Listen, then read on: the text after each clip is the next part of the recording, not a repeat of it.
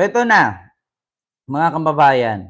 Unahin natin itong pulis na ayaw nga daw sumunod sa utos ni Pangulong Bongbong Marcos na arestuhin daw si Duterte kasi mali daw ang pagka-aresto. May sarili mundo ito ba? Buang siguro ito. O, ito na. Leia, ano ang sunod na hakbang na gagawin ng QCPD dito sa nahuling pulis na sinasabing nagpo-post ng kanyang mga komento laban sa gobyerno? Naimbag na mga Lemi, po sa iyo dyan, Ma'am Livy Zamora, and kay Flor Faith at kay Ann Malca. Miguel of shout out po. Ayan, Ace, Henson Ponce, Cagayan Valley. Ayan, Miguel of shout out po. Lerma Halover, Miguel of shout out po dyan. And Milba Mosni. Ito na. Oo, yung pulis. Pakinggan natin ha kung anong gagawin doon sa pulis. Gray Hong Kong Mix Vlog, hello po. At Leticia Gutierrez, hello po sa iyo, ma'am. Oh, ito na. Magandang tanghali sa iyo, Ella. Lilitisi na may transparency at alinsunod sa due process ang kaso ng isang pulis na naghihikayat na umano ng pag-aaklas. Sa isang pahayag ngayong umaga, tiniyak ni PNP Public Information Office Chief Police Colonel Randolph Tuanyo ang integridad at pagiging neutral ng Philippine National Police. Ito'y matapos formal ngang sampahan ng reklamo sa Maria Queen Mansalay, hello po sa iyo, ma'am. ng Quezon City Police District. Si Patrolman Francis Steve Talion Pontillas ng inciting to sedition dahil sa umaray panghihikayat ng pag-aklas. Iginitituan nyo ang kaso laban sa naturang pulis ay bunsod ng hindi otorisado at may bahid politika mga social media posts kaugnay ng mga ulat tungkol sa umaray pag-aresto sa dating Pangulo ng Bansa. Samantala, sinabi naman ni PNP Chief Police General Romel Francisco Marbil, ang social media ay hindi isang plataforma para sa personal at pampolitikang agenda. Dapat na base sa tala ng District Personal Records and Management Division, si Patrolman Pontillas ay nakatalaga sa District Personnel and Holding Admin Section mula pa noong February 20, 2025. Ngunit siya ay idineklarang absent without leave o AWOL mula March 6, 2025. Ella? Absent. Awol na pala itong pulis na ito. So ngayon mga kababayan, ito na nga ang sabi, pinagplano nakarating na ito sa opisina ng PNP at kinakasuhan na yata ito. Oo, mga kababayan. So ito, mga kababayan, meron lang akong ipakita sa inyo na isang pulis mismo nag-explain na kung saan bawal po nga ba na maglabas ng opinyon, 'di ba? Diba? Bawal po bang maglabas ng opinyon ang isang pulis sa kanyang sariling desisyon bilang pulis? Actually, bago ko i-play ang video na ito mga kababayan, lahat po tayo sa Pilipinas, huwag po kayo mag-skip ng ad, salamat po. Lahat po tayo sa Pilipinas, meron po tayong tinatawag na kapag may profesyon tayo, mga profesional, alam nyo naman po yan, mga kababayan. Lahat po tayo sa Pilipinas, huwag po kayo mag-skip ng ad, salamat po. Lahat po tayo sa Pilipinas, meron po tayong tinatawag na kapag may profesyon tayo, mga profesional, alam nyo naman po yan, no? Yung may mga degree dyan, yung may mga civil registered, may mga civil keme-keme. O, alam nyo po yan, meron po kayong pinanumpaan at meron po yung tinatawag na Code of Ethics and Code of Conduct. Pagdating naman po sa mga profesyon, magpa-doktor, nurse, teacher, police, kung ano-ano pa yun, abogado, kung anong profesyon dito sa Pilipinas, meron tayong tinatawag na Code of Ethics and Code of Conduct or pinapanumpaan. Ngayon, lahat naman po yan, especially sa mga government official, mga government employee, dapat walang kinikilingan at walang pinoprotektahan at walang siniserbisyuhan na politician, mga kababayan. So ngayon, may karapatan naman ang bawat isa sa atin, di ba? Halimbawa, pulis ka, gusto mong maglabas ng saloobin, naawa ka sa arestuhin mo, mag-resign ka, hubarin mo yung uniforme mo, yun ang karapatan mo. Pero kung nasa posisyon ka, bawal, di ba? Kasi nasa Code of Ethics yan, nasa Code of Conduct yan, pinanumpaan mo yan eh. Di ba? Ma'am Tere, hello po. Kaya, hindi po pwedeng sundin mo yung nagugustuhan mo kasi pinanumpaan ka. Katulad kay Digong, sabi niya, I am Rodrigo Roa Duterte as a President in the Republic of the Philippines to serve the nation, to protect my people. So, paano niya nasabing protect kung pinapatay niya 30,000? Ayun, umarap ng kaso niya sa ICC o nakulong. So ganon, di ba? So ito, merong ipapaliwanag itong isang pulis sa kanyang video, sa kanyang vlog, no, na kung ano ba dapat ang gagawin. Bawal ba? Bawal ba silang mamili? Bawal ba silang sumuporta? 'Di ba? Tanggalin mo muna yung uniforme mo, mag-resign ka muna, doon ka magwalwal. Para hindi madama yung hanay ng kapulisan ng mga matitino. 'Di ba? At hindi lang pulis, pati mga kasundaluhan at higit sa lahat yung mga nagpapatupad ng batas sa ating bansa. Actually, para sa akin, itong si Puntilla, isang vlogger na pulis na awol na kinasuhan daw di umano, mamaya malaman natin. Oo, ay vlogger kasi siya. He needs content. He needs yaw-yaw. Kasi wala namang vlogger na hindi magsasalita. Pero pagiging vlogger as a police, i-content mo yung pagiging pulis mo na nagbablog ka. Halimbawa, pulis ka. Ano bang content na pwede mong gawin? Maraming, actually mga kababayan, no, bilang vlogger, no, kahit sino pwede maging vlogger, pero depende yan sa content mo. Katulad sa akin, vlogger ako, content ko is politics and showbiz issue. So, doon ako mag-focus. Ngayon, wala naman akong profesyon sa buhay, so wala akong nasasagasaan na mga kaalyado o mga kasamahan ko. Kasi nga, hindi naman ako pulis, hindi naman ako doktor. Oo. So, as a vlogger, kailangan nating mag-react. Pero, dapat, pag vlogger ka, minimize. Di ba? Oo, hindi ka below the belt. At make sure na pag nag-vlog ka, meron kang evidence. Di ba mahirap yung puro kayaw-yaw, parang si Maharlika, kwentong ganito, kwentong ganyan. Oh, sabi nga ni Maharlika, tignan nyo yung ano ng ganito, may malaking mansyon na pinagawa dyan sa may Taytay Rizal, sa may Antipolo, ganyan-ganyan. Oh, di ba? Katulad si Maharlika, tignan nyo, puro kwento, walang evidence. Oh, hindi makauwi-uwi ngayon ng Pilipinas. Oh, kwento, walang kwenta. Oh, ito, pakinggan ninyo si pulis, no, na vlogger. Ano nga ba magpahayag ng suporta sa isang politiko ang mga pulis? Mm. Mga kababayan, madalas naming marinig ito. Mga pulis, Credit po kay Sir ha, Sir. Maraming salamat sa paliwanag mo, Sir. Napakalinaw, napakaayos, at napakabuti po ng layunin mo. Pa-continue mo lang yan, Sir. Maraming susuporta sa'yo. uto-uto ng politiko. Mm. Sunod-sunuran lang kayo sa gobyerno. Mm. At madalas ding itanong, bakit nyo kinakasuhan yung mga pulis na nagpapahayag ng suporta sa isang politiko? Mm. Diktador kayo. Mm. Tama ba ito? Ngayong eleksyon, marami ang nagtatanong, bawal nga ba sa isang pulis ang magpahayag ng suporta sa isang politiko? Mm. Para malinaw ito, pag-usapan natin. Ang sagot dyan, oo, bawal. At hindi ito dahil sunod-sunuran lang kami. Ito ay dahil may mga batas at regulasyon na mahigpit na nagbabawal sa mga pulis at iba pang government employee na makilahok sa partisan political activities. Matayan sa batas, Mm. 1987 Constitution, Mm. Article 9-B, Section 2. Bawal sa civil service employees, kasama ang mga pulis, ang electioneering o partisan political activities. Omnibus Election Code, BP 881, Section 261. Hindi maaaring gamitin ng mga pulis ang kanilang posisyon para i-endorso o suportahan ang sinumang kandidato. Republic Act 6713, Code of Conduct of Public Officials. Ang pagiging neutral sa politika ay bahagi ng pagiging isang profesional at Ma'am Lily, patas hello na po. tagapaglingkod bayan. PNP Ethical Doctrine at PNP Memorandum Circular Number 2016-002. PNP personnel shall remain neutral in political affairs. Ano ang bawal? Para malinaw, ano nga ba ang bawal gawin ng isang pulis? Kasama sa electioneering o partisan activities, ang pagsusuot ng campaign shirts, caps, o anumang may pangalan ng kandidato, pagpo-post sa social media ng suporta sa isang kandidato, pagsali sa political rallies, motorcades, o campaign events, paggamit ng PNP resources para sa pangangampanya.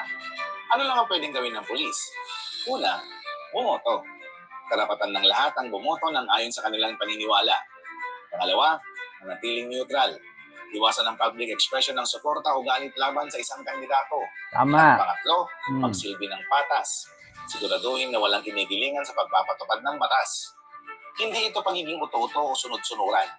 May mga nagsasabi, hindi parang alila kayo ng mga nakaupo. Sunod-sunuran lang kayo sa kung sino ang nasa pwesto. Pero mali po yan. Ang pulis ay hindi nagtatrabaho para sa kahit sinong politiko.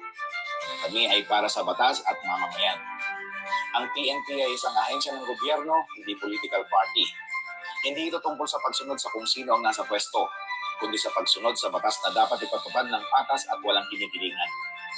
At hindi lang PNP ang bawal sa electioneering. Kasama rito ang buong civil service gaya ng mga guro at kawani ng DepEd, mga empleyado ng DILG, DOH, DPWH at iba pang ahensya, mga sundalo ng AFP, at mga opisyal ng barangay na nasa non-partisan factions. Lahat sila bawal din ipakita ang suporta sa isang kandidato habang nasa serbisyo. Sagot sa mga komento, bakit niyo pinapasuhan yung mga pulis na nagpapahayag ng suporta sa isang politiko? Diktador kayo. Para sa mga nagtatanong, diktador ba ang gobyerno dahil pinaparusahan ng mga pulis na nagpapahayag ng suporta sa isang kandidato? Hindi ito diktadura. Ito ay disiplina at pagsunod sa batas. Kapag ang isang pulis ay hayagang sumusuporta sa isang kandidato, ito ay isang paglabag sa batas. Kaya pag may mga nahuli o nakasuhan, hindi ito pag-iigpit ng gobyerno. Ito ay pagpapatupad ng tamang patakaran upang mapanatili ang neutrality ng PNP at ibang ahensya. Kaya sa mga kapwa ko tagapagpatupad ng batas, tandaan natin ang ating sinumpang tungkulin, paglingkod ng patas at walang kinikilingan. At sa publiko, sana malinaw na. Hindi kami uto-uto sa mga politiko. Ginagampanan lang namin ang aming trabaho ayon sa batas. Ang pagsunod sa batas ay hindi diktadura. Ito ay isang tanda ng disiplina at profesionalismo. Kung may mga tanong pa kayo, comment lang sa baba at kung gusto niyo mas marami pang makaalam, i-share ang video na ito. Salamat! Thank you so much sa iyo, Sir Robert Basan Avelia. Ayan, thank you so much, Sir Robert, no? Sa iyong pahayag, no? Linaw, klaro, malinaw pa sa kintab ng noo ni Bato. Oo, kaya alam mo na Bato. Sa mga gusto po na, kasi ito may mga katanungan, Ken, pwede bang tumakbo ang mga pulis sa public service? Pwede, mag-resign muna sila. Di ba? Oo, pwede ka bang magwalwal dyan? Pwede ka bang sumuporta sa isang politiko? Pwede, mag-resign muna sila. Walang problema.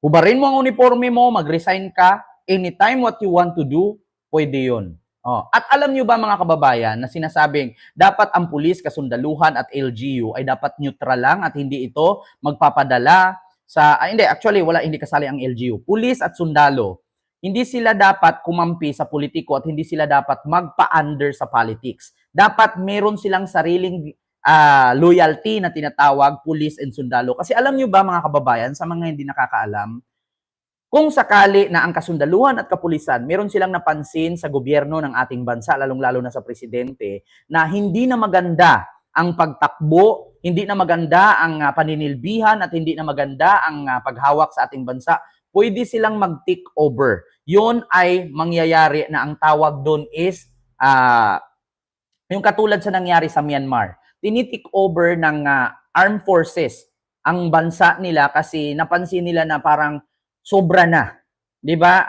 Korupsyon, sobra na ang ginagawa ng kanilang pamahalaan. Kaya tinitik over ito ng kasundaluhan. May tawag diyan na umpisang ganyan eh. Tawag diyan is kudita.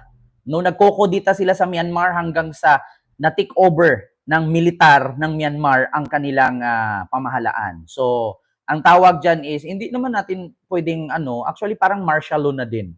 Oo. Parang martial law na din ang tawag doon. Basta, i-search nyo ang Myanmar at saka ang Venezuela. Correct me if I'm wrong yung isang Miss Universe, si Palacios. Oo, hindi ko alam kung anong tawag doon. Hindi ko alam kung anong tawag doon sa bansa na yon. No? Parang Miss Universe na hindi makakauwi sa kanilang bansa kasi nag-martial law. Revolutionary government ang tawag. Yes. Oo, nag-umpisa yon sa Codita. Oo, military junta. Yes, Nicaragua. Yes, sa Nicaragua, batas militar. Oo. Pero sa madaling salita, revolutionary government ang tawag doon. Tinitik over nila ang kanilang bansa kasi napansin nila na ang kanilang prime minister, ang kanilang president ay sadyang kurakot na, hindi na maganda. Oo, kaya may sariling loyalty ang pulis at sundalo. Hindi sila pwedeng magpa-under sa government. Dapat sundin nila kung ano ang nakakabuti. May sariling desisyon ang sundalo at pulis at may sariling desisyon ang government. So kumbaga parang sarili hiyon yan. Hiwalay ang religion at ang states. Parang ganun may aral na kayo ngayon na nakukuha. Hiwalay ang government, hiwalay ang relihiyon, hiwalay ang pulis, hiwalay ang sundalo, hiwalay ang government. Ganon yon. Dapat magkasundo yung tatlong sangay na yan. Government, Armed Forces, and PNP. Dapat magkasundo yung tatlo niyan. Kasi pag hindi nagkasundo ang tatlo na yan, ang government nagkakamali, ang PNP at ang Armed Forces, pwedeng magsanib puwersa at iti-take over ang government. Ganon po yun. Diba? Oo. Pero meron pa rin silang sinupaan sa kanilang Code of Ethics and Code of Conduct bilang mga Armed Forces and PNP na dapat sundin nila ang nakakabuti. Neutral. Di ba? Maraming salamat po. So ngayon, mga kababayan, ano bang mangyari dito no, sa sinampahan na reklamong pulis na si Fontilla? So ito po mga kababayan, meron daw itong problema sa pang-iisip. Meron daw itong tinatawag na mental disorder. So sa madaling salita, may saltik. Parang si Digong pala ito. O sa mga hindi po nakakaalam, si Digong at saka yung unang asawa niya, kaya po sila'y naghiwalay or nag-anal, ang nakalagay po sa record ng kanilang annulment case ay may saltik si Digong. Yun ang katotohanan. Hindi mo itanggi na sa balita yan. So ito, pakinggan natin itong reaksyon ng PNP sa isang police vlogger na sinusuri. Oo, at dinaan ito sa psychiatric test. Oo, neuro test. May tama ka, sir. Oo. Isa lamang ito sa maraming mga banat na nakapost sa social media Ito. Kahit presidente ka pa ng Pilipinas, Oo. kung mali yung utos mo sa akin, hindi kita susundin. Oo. Sino ka ba para sundin ko? Di ba? O, may tama daw ako eh. May tama ako. May tama ka, sir. Isa lamang ito sa maraming mga banat na nakapost sa social media page ni Patrolman Francis Steve Fontillas laban sa Pangulo at sa gobyerno. Ayon sa palasyo, ikinagulat ng Pangulo ang mga naging pahayag ni Fontillas kaya't dapat lamang napatawan ito ng kaukulang parusa. Yes. Kahit sino naman po sigurong Pangulo, Ma'am Piwi, hello po. mabibigla po sa tinuran Ma'am Nikki. ng sinasabing opisyal, uniform personnel. Alam po natin na pagka-uniform personnel, dapat po impartial Yes. at non-partisan. So, doon pa lamang po ay may violation na po siya. So, kung ano po yung nararapat na kung meron man pong pagdidisiplina o parusa, siguro dapat lang pong ibigay. Kaya naman ang Philippine National Police agad na kumilos para sampahan ng criminal complaint na inciting to sedition ang naturang pulis. Ayon kay PNP spokesperson at Police Region 3 Director, Police Brigadier General Jean Fajardo, mahigpit na ipinagbabawal sa kanila ang magpahayag ng personal na saloobin sa social media, lalo na kung ito ay tungkol sa politika. Ayun, maraming salamat sa nagpalipad, Rosalie Hopkins. Maraming salamat sa yung 2 pounds o euro. Thank you so much po sa iyo, Ma'am Rosalie. Pasensya po kayo ha, mga kababayan ha. GP Trinidad, Sixto Camigi, and kay Port J, and kay Maria F. Palisok, and Binson. Hello po. Kinasuhan na po kahapon ng QCPD itong si Patrolman Francis Pontillas pagkatapos pong maidokumento yung mga post po niya sa kanyang social media na nagpapayan na i-overthrow po niya di umano itong gobyerno pagkatapos po siyang i-caution ng isa po doon sa nag-comment po sa kanyang vlog po at Ayun, Ma'am Shirley Fernandez, maraming salamat sa iyong 23 Hong Kong dollar super sticker. Thank you so much po. pa po doon ay may mga iba pa po siyang mga naging pahayag at sa posisyon po ng QCPD, ito po ay papasok po sa inciting to sedition kaya sinampahan na po siya ng kaso kahapon in relation po sa cybercrime law. Ayun, AJ and GV Trinidad and Jericho Kabuntukan, Miguel of shoutout po Erion, Miguel of shoutout Darwin Fa and Rosalie Hopkins. Hello po. Kinumpirma din ni Brigadier General Fajardo na sumasa ilalim na sa neuropsychiatric test si Fontillas sa National Capital Region Police Office o NCRPO upang malaman kung nasa wasto itong katinuan. Nako. Nakitaan na umano ito ng erratic behavior at mood swings noong 2023 kaya't isinailalim ito sa gamutan. Short-tempered kaya po siya ay pinanyo ko noon at nag-undergo po ng medication for supposedly mood swings po at erratic behavior.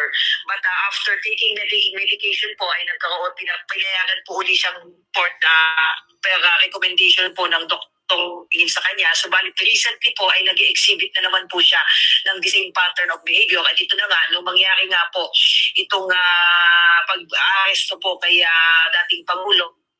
Sinabi pa ni Brigadier General Fajardo na nakadepende sa magiging resulta ng neuropsychiatric test ni Fontillas kung nararapat pa Ma'am itong Shirley, magtagal hello po. sa serbisyo. Uma-assess po na he is no longer possess the mental fitness expected from a PNP members. This might be a ground for separation from the PNP service. But Ayun, and kay Ma'am Mercy, Miguel of shout out, Mercy Soliro ng Hong Kong. Maraming salamat po sa inyong $10 super sticker. And kay Melinda Maray, Miguel of shout out po sa inyong lahat dyan mga kababayan. And kay GV Trinidad, and kay Jericel Puno, hello po. And kay Shine, Miguel of shout out po, and Peewee. Ayun, Miguel of shout out. Josephine Noques, Miguel of shout out po. Aside from that po, yung isa ng pangkaso nga po at yung willful violation po niya ng mga existing policy, including po yung kanyang refusal to report physically sa kanyang unit po. Ito po lahat po na ito ay dinokumento natin pa. Pati po yung return to work order po na pinareceive doon po sa kanyang tahanan at Ayun, at Miguel of shoutout po sa iyo dyan, kay Jocelyn Pahamutang, dyan sa Netherlands. Sakalin mo si Digong pag nakita mo dyan. O, ay, speaking of Digong yung abogado niya, si Medial Dia, parang may narinig ako, sabi nung reporter, tignan mo yung matanda. Habang sinakay sa wheelchair, nakadilat ang mata. Pero nung nakita niya na may reporter, pumikit daw bigla, ganon-ganon. Sabi naman nung nakabideo, nakabideo ako baka mahagip yung boses ko dyan Sabi nung nakatabi, nakabideo ako. Sabi niya, yes, correct, bumipikit, nagdrama. nirefuse din po niyang tanggapin po.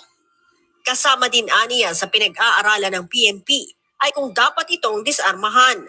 Unang-una, kung ganito talagang he is exhibiting erratic behavior, ay kailangan po talaga siguro na i-under restrictive custody siya.